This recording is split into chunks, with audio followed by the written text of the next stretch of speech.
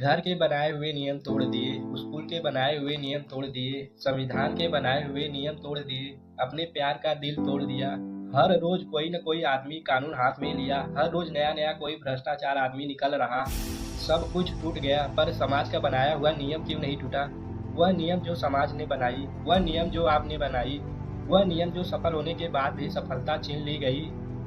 जी हाँ दोस्तों, समाज के बनाए गए सारे नियम के बारे में बात करेंगे, जो शायद आपसे कभी नहीं टूट पाएंगे। पहला नियम, जाति का भेदभाव। इस आधुनिक भारत में आपको लगता होगा कि जाति का कौन भेदभाव करता होगा? मेरे भाई सब करते हैं, छोटे से लेकर बड़े, बड़े से लेकर छोटे, ब्राह्मण से लेकर दलित, दलित से लेकर भिखारी, भिखारी से लेकर अमीर। सबसे बड़ा भेदभाव यह सरकार करती है। न जाने क्यों दलितों को आरक्षण देती है। क्या वह अलग जातियों जैसे काबिल नहीं? हर एक सरकारी नौकरी में उन्हें छूट। ऐसा क्यों? ऐसा इसलिए कि सरकार बताना चाहती है कि तुम दलित हो, तुम आम आदमी हो, तुम छोटे आदमी हो, तुम इस परीक्षा के लिए सक्षम नहीं हो, इसीलिए तुम्हें आरक्षण दिया गया है। क्या यह सही हुआ है? नहीं।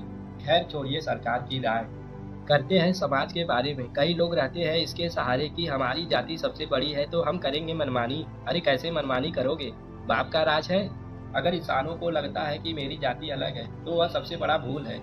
अगर सच में तुम्हारी जाति अलग है, अगर सच में तुम्हारी जाति बड़ी है, अगर सच में तुम ब्राह्मण हो तो भगवान परशुराम बनकर दिखाओ, अगर सच में तुम राजपूत हो तो महाराणा बनकर दिखाओ, अगर सच में तुम दलित हो तो भीमराव अंबेडकर बनकर दिखाओ, अगर सच में तुम मुसलमान हो तो एपीजे अब्दुल कलाम बनकर दिखाओ। नहीं बन सकते, क्योंकि जाति का भेदभाव जो अपने दिमाग में पाल रखा है वह कभी इंसान नहीं बन सकते। यह तो था समाज का पहला नियम। अब आता है दूसरा नियम, इंसान का विभाजन श्रम के हिसाब से हो, न कि जाति के हिसाब से। हमें आप बताओ कि कहाँ लिखा है कि सिर्फ ब्राह्मण ही करवा सकते हैं कथा? हमें बताओ आप कहाँ लिखा है कि सिर्फ ब्राह्मण ही करवा सकते हैं पूजा?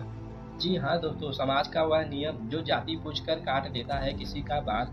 जी हाँ दोस्तों, इटावा के रहने वाले कथावाचक मुकुटमणि यादव और उनके सहयोगी संत कुमार के साथ हुआ, वह केवल दो लोग की बेइज्जती नहीं, पूरे हिंदू समाज की बेइज्जती थी। जी हाँ दोस्तों, मुकुटमणि यादव श्री कृष्ण की कथा कहते थे, लेकिन यह अन्य जातियों को संतुष्टि नहीं थी। उन्हें बुलाया गया, उनका नाम पूछकर यादव जाति का पता चलने पर उनके सर की चोटी काट दी गई, उनके ऊपर पेशाब किया गया, उनके और उनके सहयोगी के साथ गलत व्यवहार किया गया, महिलाओं के पैरों पर नाक रगड़वाया गया, उनके सम्मान को तोड़कर उनके ऊपर हमला किया गया।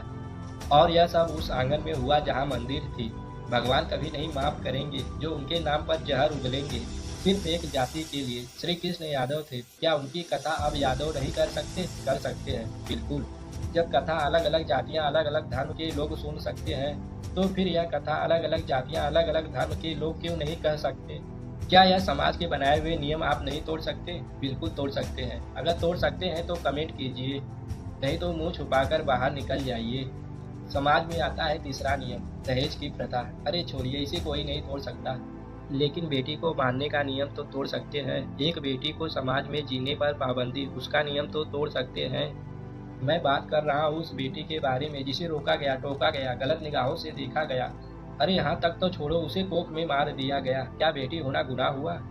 मैं तो यही कहूँगा समाज वालों से कि फरमान है उस दुनिया वालों से, खुदा से ऊपर पहुँच नहीं। बेटी से जीवन जन्नत है, बेटी किसी की जीवन की बोझ नहीं। मत मारो यारो उसे कोख में, क्योंकि उसका इसमें कोई कसूर नहीं। समाज के ऐसे बहुत नियम हैं जिन्हें तोड़ा जा सकता है, लेकिन कोई तोड़ने की कोशिश नहीं करता, क्योंकि हम ऐसे समाज में रहते हैं जहाँ सुंदरता को रंग से देखा जाता है, शिक्षा को मार्क से देखा जाता है और सम्मान पैसा देखकर दिया जाता है। आखिर कब तक कमाएगा पिता? घर की जिम्मेदारी किस हद तक जा सकती है, आप खुद ही देख लीजिए। अरे मेरे भाई, अगर आप हो गए हैं बड़े तो प्लीज घर से बाहर निकले, ताकि आपके पिता और माता को आराम की जिंदगी मिले।